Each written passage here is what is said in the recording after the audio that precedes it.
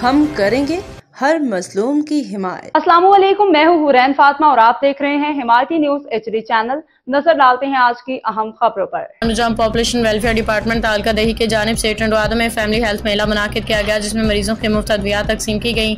इसके अलावा family planning की सहूलियात भी फराहम की गई।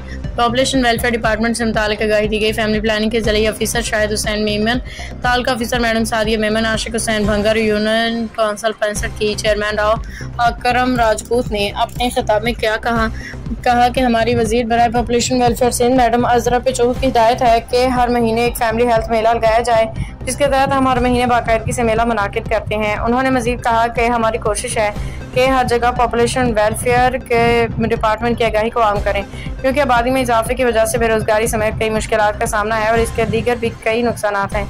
हर बाशऊर फर्द का फर्ज है कि पॉपुलेशन वेलफेयर डिपार्टमेंट के फलाही मरकज से फ़ायदा उठाएं, अपने घर की खुशहाली को मुमकिन बनाएं, अपनी माशी हालात बेहतर करें।